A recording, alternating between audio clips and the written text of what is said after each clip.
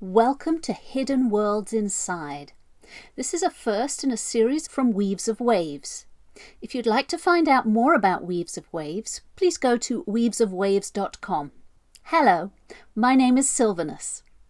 I use words to weave a emotion or a thought or an expression or a concept, just a creation. So you'll find many rhymes here because I've tried to emphasize the feeling behind the words. So you'll find many layers of meaning within each of my creations. Hidden Worlds Inside. A journey within is a must. It can take time, practice and trust. And a guide of experience and knowing can help with the tougher part of growing. A world within can be so many places, and there we can show and find some new faces.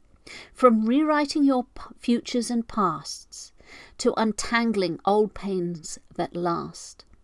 Meditation and guidance to new thoughts, building inside foundations and forts. Learning to weave the waves of pure mind, healing and guiding your world to be kind. Today's audio is about light and darkness. It's a subject that I've had often some time to think about and to work out how I actually feel about it, because duality is not an easy subject. I've always found that I'm both light and darkness.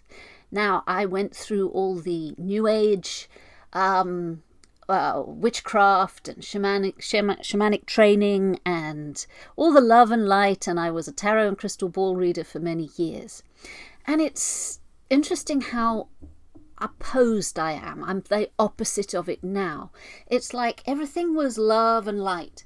So it was like, oh, I'm going to send you love and light and moonbeams and happy bunnies, and I got angry at all that. For some reason or other, it used to trigger an awful lot of anger, and it's all my stuff. I really accept that. But I don't like the light. I didn't like the light. I didn't like it because I felt it was insecure and it was neurotic and it was, in my world, fearful of all the shadows. Let's keep the shadows at bay by having positive thoughts. And when you push something away, it comes back 10 times harder. And this will be true in all kinds of things. So anything that you deny, it'll come back and bite you on the ass. There's no way about it, getting away from that. So when I went through all this, for a while, I decided that darkness was my route. And I went into the negative side of things, and I actually found a lot of power there. I had to face my fears. So I had to look at myself fully without flinching. I had to see the bloodlust, the animal, the beast. I had to see sexuality, and I was quite sweet and innocent. But I had to see all the base sides of human and that I was frightened of, and actually had to face it full on. And if you want to call those inside demons that you have to face, that's fine. I would say that there is only one person inside me, and that's me, and I don't have demons or gods or angels. Those are like archetypes in my world. So to face my darkness was huge. It was massive. It nearly destroyed me because I wasn't prepared to, and then I had to, and then it really came in. All my chickens came home to roost, and I had to go down very, very dark. And out of that space, I created myself, and I'm quite in awe of the process. It was just such a natural process. You fall, you hit foundation bottom, and you find yourself. I found a flame that doesn't flicker. And that's using occult terms perhaps, but a flame that doesn't flicker was huge to me. It was something that I could build on. Whereas all the love and light stuff, light just flickers and disappears when you shine, when you look at it closely, it's not there, it's an illusion.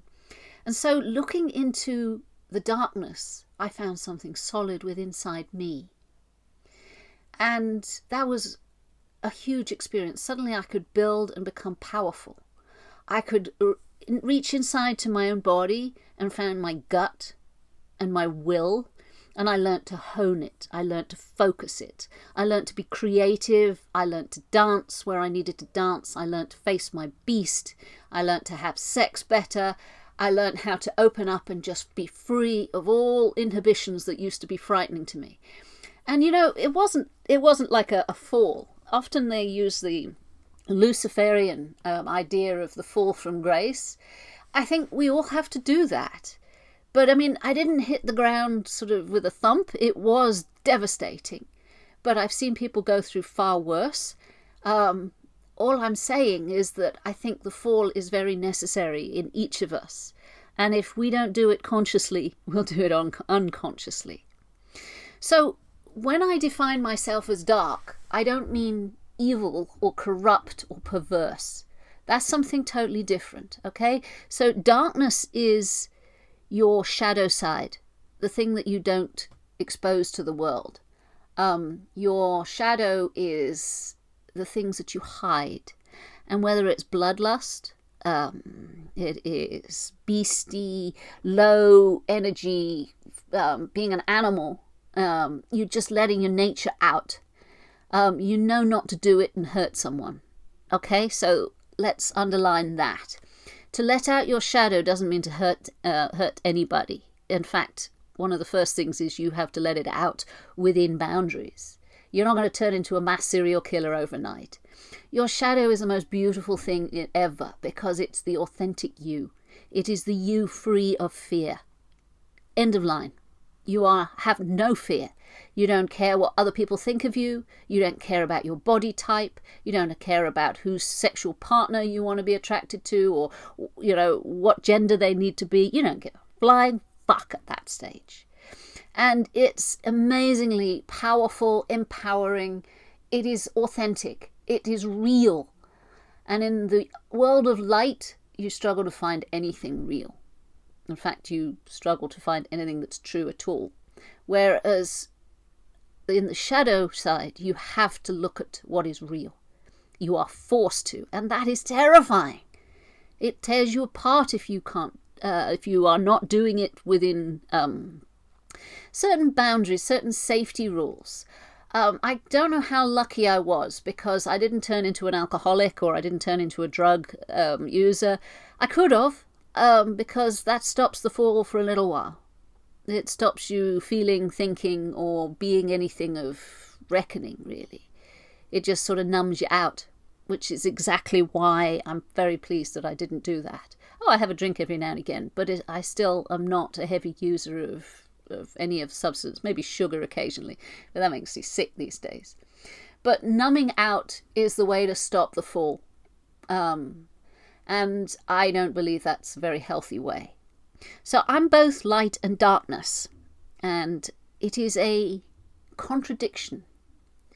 Because I tell people I'm dark. I mess around with people's heads. I enjoy it because they mess around with my heads. I don't understand this world. So I kind of like turn the tables. So I tell people that I'm a vampire. I am a psychic vampire. I reckon all of us are. We all feed on energies somewhere along the line. And so, yes, I tell people that I am an energy vampire. Now, just because I am an energy vampire doesn't mean to say I will steal energy when not invited. You can find lots of people out there who will offer up their energy and say, eat me. So I don't require energy off people. I get it off nature. I'm a gardener these days. I love gardening and nature fills me up like nothing on earth. Creating. So when I paint or when I write, I am feeding myself the energy I need. Now, it took me a while to learn that. And as a teenager, I was pretty nasty because I liked messing around with people's heads. I needed attention. I needed to feed off people. And I recognized when I was going through my shadow that basically, yes, an energy vampire is what I am. So I fall back on that terminology. Another word for an energy vampire is an empath. Somebody who focuses on emotions. They are feeding off those emotions. So they don't like the terminology, but okay, being an empath is usually new agey and, oh, I'm feeling everybody's emotions. Yeah, why are you feeding them? Because you're a predator and you're actually drawing it in. You're drawing it in. We transmit it. We transmute it as well. It's another alchemy thing. As we take in, we don't necessarily need to take in the actual thought or the emotion, just the waveform. And the waveform is a decent source of food. So if you hang around the edges of crowds that are really sort of happy or low or angry or upset, you can feed off that waveform. And yeah, it's a valid form of feeding. If the energy is just being wasted, what's the problem? So light and darkness tends to sort of blur into one another at that stage. So is it morally right to take energy? Well, it's in our nature, all of us. Some people will leave you feeling drained when you go and chat to them. And you go away thinking, jeepers, what on earth happened to me then? Some people will feel that, do that to you. And other people, you go away and there's a nice warm glow. And you feel happy that you've just spoken to them. And again, it is, they fed you or you fed off them. Other people, you recognize you don't want to go and talk to them is because you'll go away drained. Again, they will feed off you. A lot of people don't know how. In fact, I would say 99% of the population do not know how or where their energy is. And people leak it, especially if they're hurt or they've been hurt. The victim mentality is just a big leak and energy just pours from them. So, is it morally right to go and feed off them? No, of course it isn't. They're victims, and yet they're just shedding it. It's just going to waste. How do you teach them to use their own energy in a way that is beneficial? Well, I probably will address that in many of these audios. So, if I'm light and dark, and if I tell you, right, I'm a vampire. And yes, I mess with people's heads. So, I'm messing with your head here. So, I tell you I'm a vampire, and you go, whoa. And you think, is she kidding? And then I tell, darkness, and I can feed off you, and da-da-da-da-da. And then I radiate light at you. So my words are dark, and my light, my energy is light. You blink at me in confusion for a bit. And in that confusion, it is where I sort of laugh. I am a contradiction in terms. I'm both light and darkness. How can that be? Because, you're meant to be one side or the other. I don't think we are. I do think, well, personally, I am a sliding scale or a pie chart. It's like I'm a bit of that and a bit of this. So light and darkness, when somebody says, oh, sending love and light, I'm thinking, please don't. Just please don't. Maybe I can send some shadow out. Would you like to do some shadow work? Here, let me send you some shadow work. So being a contradiction in terms is very much in my nature. So it is like there's so many words and so many things to describe this. I have to be contradictory. And holding two contradictory thoughts in your head at once is a skill set. Okay, there are many, I went looking for these a few years back. There are many contradictory things that you can find. And one of them is that light, if light is an illusion and dark, say, the perfect home where the seed grows, but both are separate from one another and yet both are connected.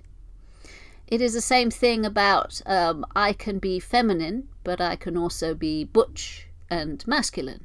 I can hold, sometimes masculine and femininity are two separate things. Other times they slide into one another and they become part of one another and all tangled up. So what you're looking at is it's both separate and part of each other. And I find a lot of duality is that. And so when we try and find words, the English language is very much part of duality. It's either one or the other. So therefore, when it isn't one or the other, or it's both one or the other, we have a hard time expressing this. So, okay, if there's lots of shades of in between of light and darkness, that's one way. I'm slightly light, I'm slightly darkness, depending on mood. Yes, you could explain it quite well on that side. But when you really go into the dark or really go into the light, you will actually find that they are separate entities into themselves. Absolutely separate. They vibe very, very differently. So one of the things I had to do is learn to find the light in my own way. I didn't like people. I found that people who were practicing love and light, I can't relate to them that well. It's like I can't relate to my teenage children that well. We don't have much common ground. And if you are still in the positive only, you haven't seen the bigger picture. So I can't talk to them. I can't heal them, teach them, guide them. If they're fixed in love and light, I'm not even spelling it. I spell it sort of LUV and LITE, and that's me being flippant. But if you're fixed in the illusion of light, you're still caught up with, oh, everything is all fluffy and hunky-dory. And it's not all that. You have to face your fears. You have to see it all as a bigger picture. And the people that are rigidly held in the fanaticism, it is like a fanatical cult. And I find a lot of the New Age thing is beyond me. I look and blink. It's like a bunch of children to me. And I don't mean that in a sad way. They've got a lot of learning. They've got a lot of educating to do. And I wish them well. I try and smile, and I try not to. You can't even knock them out of it. You try asking them questions. Oh, shadow. Have you done any shadow work? And they turn around and they accuse you of being evil and dark. And I go, well, yeah, I am dark, but I'm not evil. Okay, I'm actually quite compassionate. I am empathic. I feel what you're going through. I just don't feel that you are looking at the whole picture here. So sending me love and light is not helping me. Why would it? You want to send me illusion? You want to make it all, okay, I'll send you some sugar cookies. That's not going to help you either. And people start to hate and fear you. And it's like, no, that's not my idea either. Because if they were to believe otherwise, that they'd have to face their fears. And you see so many people, they do backflips, trying not to face their fears. No, I haven't got any fears. It's self-esteem issues, facing your fears. I'm not good enough. What is your core negative thing? Oh no, I'm not negative, I'm positive. Love, light, and fluffy bunnies. And they hate me for it, right? So they hated me for asking questions about darkness, being authentic, and reflecting back what they fear. And I regret that. I regret having to do that. I didn't do it deliberately, but they hurt me. They lashed out. They drove me out. Okay, so I couldn't find community that would allow shadow work. And I'm talking in the pagans, shamanic, Wiccans, witchcraft, druids. So there was a certain druids group. They were unwilling to look at shadow, and it was crazy. I didn't know how to approach their working with energy if they didn't touch the shadow. If you raise energy in a circle, and there is a couple of people who are feeling self-esteem issues, they're feeling low, they're vamping all that energy. So you want to focus on peace and love and healing the world. Great, absolutely awesome concepts. For people in that circle is feeling really, really rough, and they siphon off all the energy that the group raises. What was the point? It didn't go to love and peace and tranquility. It didn't go to any of the good causes. It went to them, just to just give them a buzz, a momentary fix. And a lot of people, the times I went to these groups, it was the leader that was raising the energy and feeding right off it. So you could say that vampires come in all kinds of shapes and forms, and a lot of them, they create these groups so that they can feed off them. And I'm not judging, I just don't want to be part of that. And I will face the vampire full on. And I don't need to say a word. I just need to hold back from feeding them. And that's usually enough. My presence is enough. But I started to hate the light. I started to hate all the New Age stuff. I couldn't deal with it. They were like driving me away. So I rejected them in the case. So my journeys into the light was just as hard as my journeys into the dark. I fell. I fell from grace. I fell into grace. I fell into power. And I fell into foundation and realness, authenticity, focus, willpower, creativity, passion, lust, love, deep, deep, deep love. And I found all that in the darkness. And trying to work with the world after that was very hard. And I was trying to express concepts that I could just about articulate, probably didn't do it too well. And there was a lot of pushback. And I understand why there was pushback, but I couldn't help myself. I just couldn't. It's contradictory. It's in my nature. So I had to find the light in my own way. And doing that required, I studied a lot of Tantra. I studied sexuality. I studied a lot of the Luciferian stuff. Because the Luciferian, okay, you can take some things out and put things in. In other words, I don't have to embrace the whole concept. Some of the bits, has been mullered over the years anyway. So when you have a concept of a being that fell from grace, I was interested. So I studied the darkness, and I started studying the light, and I studied them with my mind, because I think it's a mind journey first. And I started to dance with it. Now, before I'd always danced in the darkness. Sexuality is a dance, where you feel everything in your body, where you open up and you become sex, and you become an orgasm, and you become one with your partner. And it is erotic, it is dark, it is beautiful, it is love, lust, sort of intermingled. And light is, for me, a beautiful illusion. A lot of what I see in nature is part of light, because it grows. You watch all the plants just reach up to light, reach up towards the illusion. The illusion is the most beautiful thing. So a lot of nature is an illusion. If you start going through anything, you don't find anything there. So, in other words, all the quantum physics stuff. So light is a glamour. And a glamour is what the fairies do to show a pretty face when their face is ugly.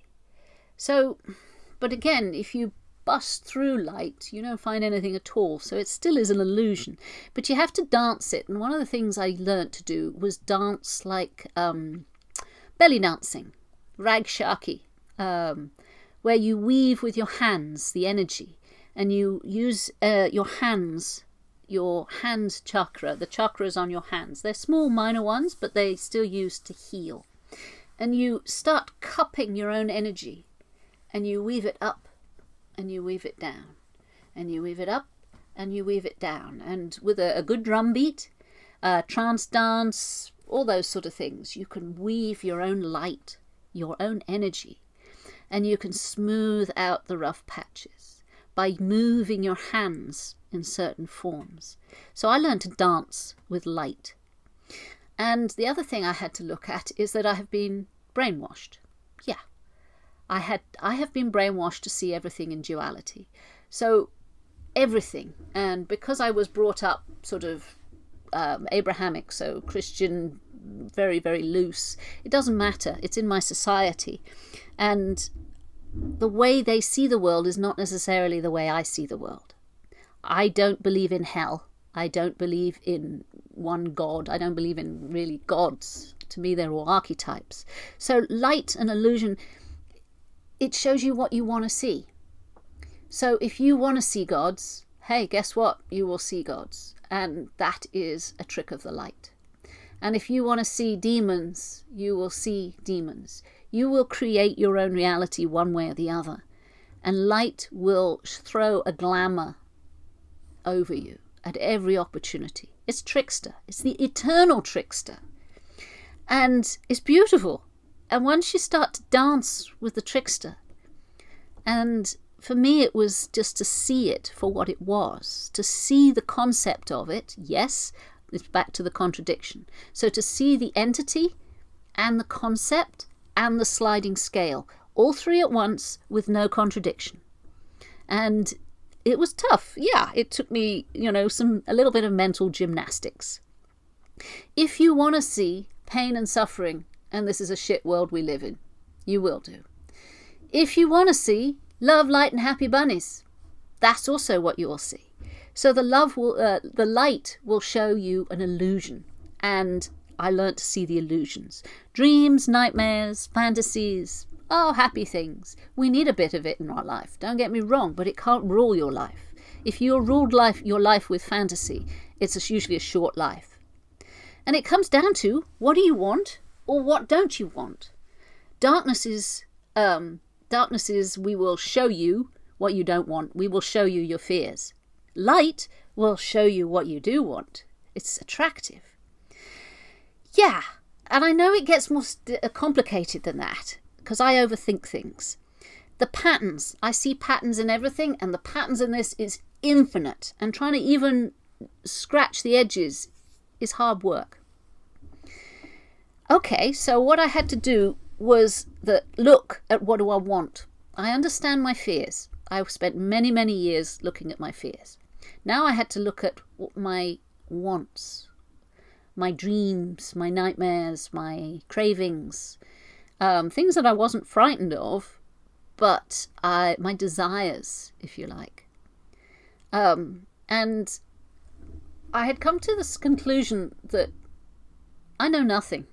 My knowledge is minuscule. Absolutely nothing. I know far less now than I did when I was in my 20s. So if somebody says to me, what do you want? I wouldn't ask for knowledge. Once upon a time, I might have. But now I know it. Knowledge is useless without experience. And so you could ask for experience, you could ask for knowledge, but that's like a testing ground. Material things. Yeah, that's a very, very attractive temptation. But I have had material things, I've been without material things. Nah, they're all projections. So all the tricks of the mind, all the facts and stats, they're all tricks of the light. What is real? What do we come back to? What is solid? What is something? Now the dark flame at the bottom of the pit, your foundation, that's real. What do you find there? Heart-based, feelings, your true nature, your core of your being, the being that you are, the being that exists. What do you feel? Everything in this world is designed to stop you feeling. Everything from tea, coffee, alcohol, marijuana, all the drugs, all your medications that the doctors give you, smoking, all of them stop you feeling. All of them shut down the heart. And yeah, strong feelings, passion, creativity, lust, emotion, love, intensity, all of that, and it gets shut down. And I hate that. I watch people shut down their emotions and their feelings. Yeah, it's not good to flare off all the time, but there's such a volcano that bubbles up and people just immediately reach for a cigarette. And you're like, okay. And I don't like the idea that, I don't know if you've heard it, but there's like some people out there that aren't real people, like Sims, or what do they call it? NLPs? No, non-person. It's a gaming term. But meat golems is the other one. In other words, people that are just background people. I hate that, because the world is a really rich place. And I don't believe that it would create dummies. We want to fill every nook and cranny with life and experience, then it wouldn't create dummies. But what I do believe is that these people have been ground down to nothing.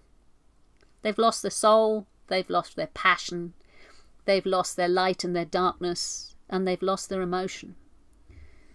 And to me, that is their soul. And in a lot of people, they've just taken on too much, or the world is just too much, overwhelmed them, snuffed them out.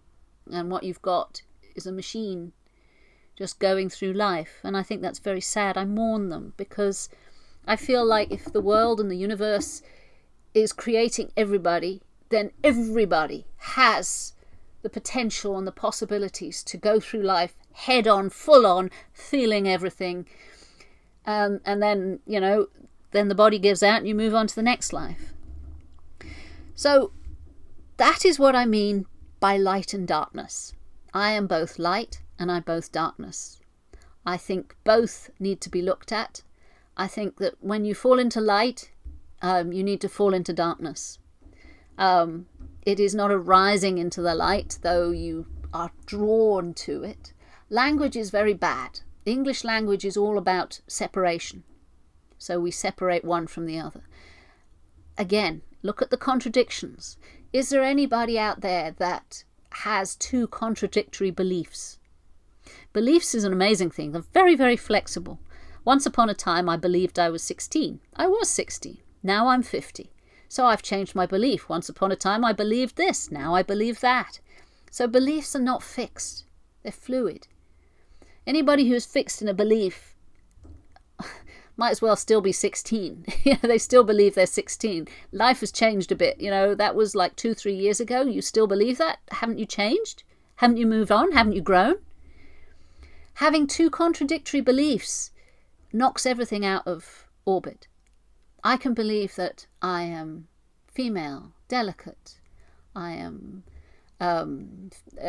innocent. I am passive. I'm yin. I have given birth to children, so female. What is the embodiment of female? I also can believe that I'm bloody-minded and stubborn, and I'll just get on with it. It is two different belief forms of who I am and what I am. And that's just the tip of the iceberg. I'm sure you could come up with others. Please let me know in the comments below. Please like and subscribe to my channel here. That would be awesome.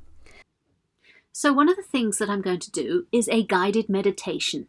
So straight after this track, you should find the guided meditation on light and darkness. I hope you enjoy. I've got a lot more to talk about. I look forward to talking to you about this. If you'd love to contact me, I will strike up a dialogue with pleasure. Okay, please take care of yourselves and each other, and I love you lots.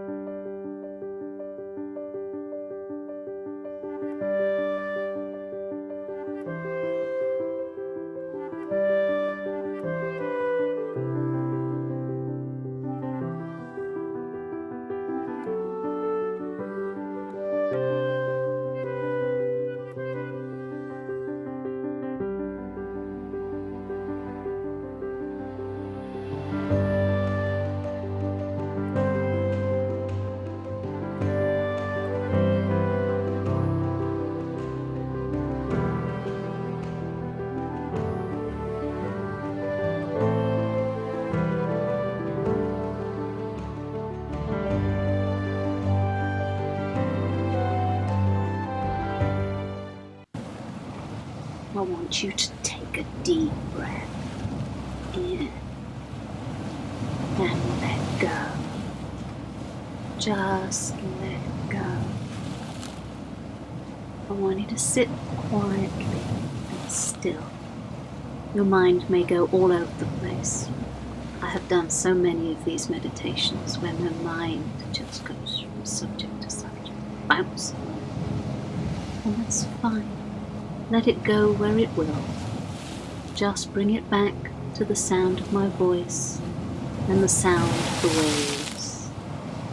All I want you to do is keep your body still and your breathing as easy and relaxed as you possibly can. So we take a breath and then we take another one.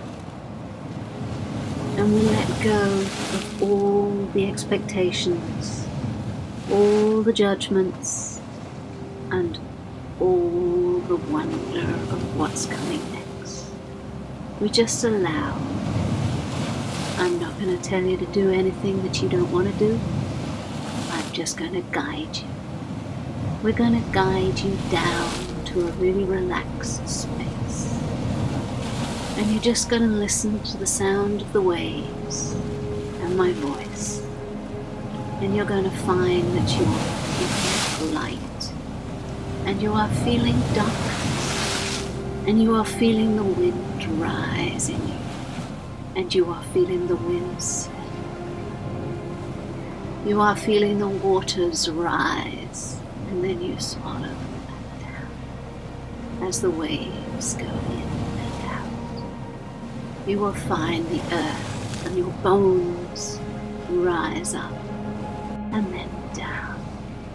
And then finally you feel the fire and the heat of your body rise up and down. For we are all the elements. We are all the elements plus one. Our spirit, our will.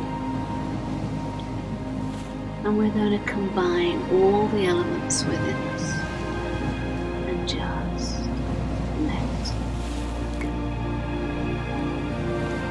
All expectations, let go. Or judgments, let go. All ideas of what life should be.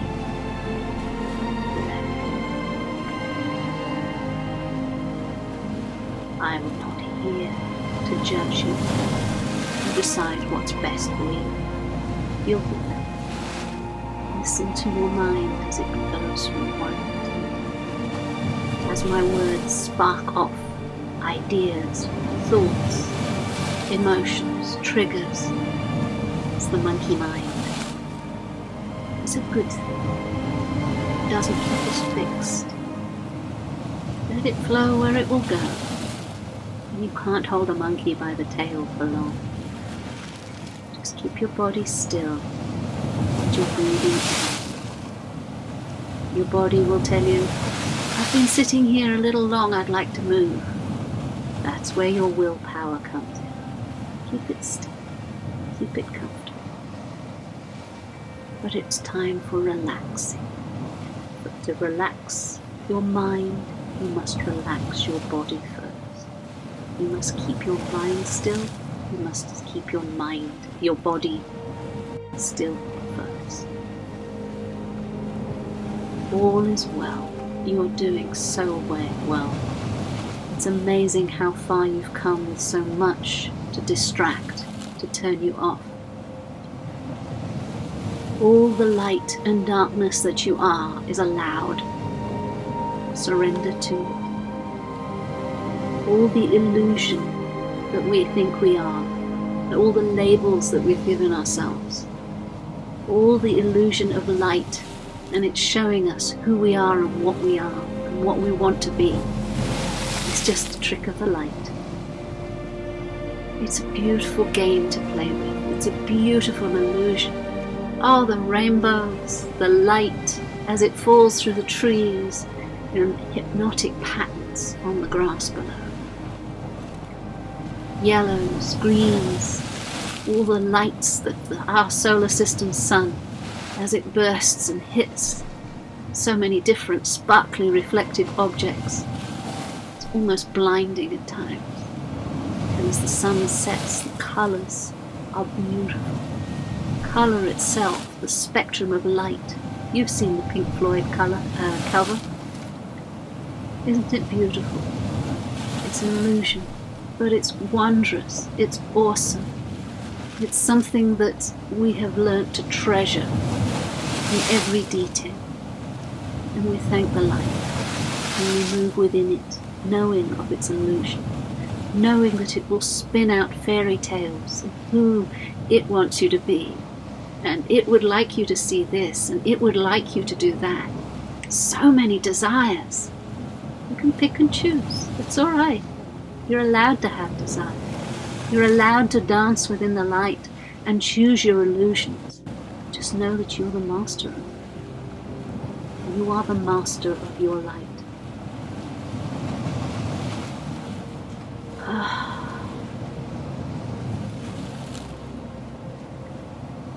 the darkness. Now, if you have any fears of the darkness, I'm here. I'm sitting right next to you. You can hear my voice. It's safe. We're not going to go deep.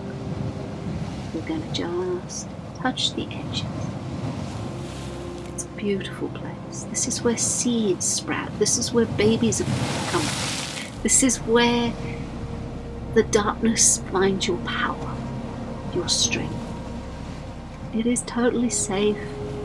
There is nothing here but what you fear. Remember the movies Light and Darkness.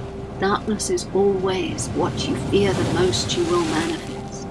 And in here, in the darkness, where seeds grow, where babies gestate, where life begins, where strength begins, where power begins, because you are not powerless. You are a powerful being. And it is in the darkness that you can really experience that. You stand with your feet firmly fixed. This is in your mind. Stay seated. Keep your body still. But you stand in your mind's eye in the darkness alone. And you know you are strong here. You know that you are powerful. Now we're just looking at the surface. We're not going deep. You are safe.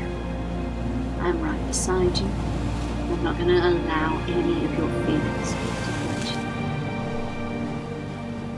There are many others here, all keeping you safe, all wanting you to reach your full growth, your full empowerment. You need to embody it all, and it's quite overwhelming sometimes.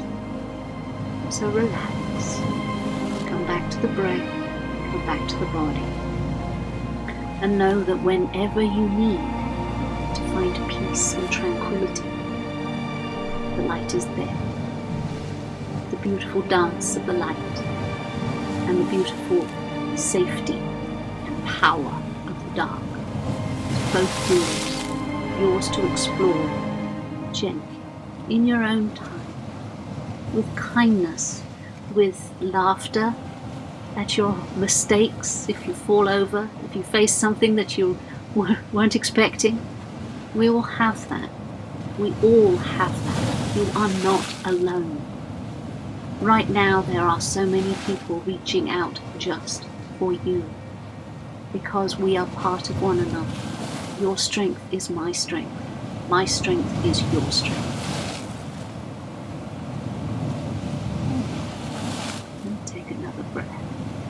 And I'm going to be quiet for a few minutes. And as you're sitting so still, so quietly, I want you to balance. Feel the balance between light and darkness in yourself. It's like you're sitting on a fence. And on one side of the fence is your shadows, and your darkness, and your fears. And in the other side of the fence is your light, is your grace, is the colours, is the humour, the compassion, the healing, the love. And all of these are combined in you, and you are safe and loved.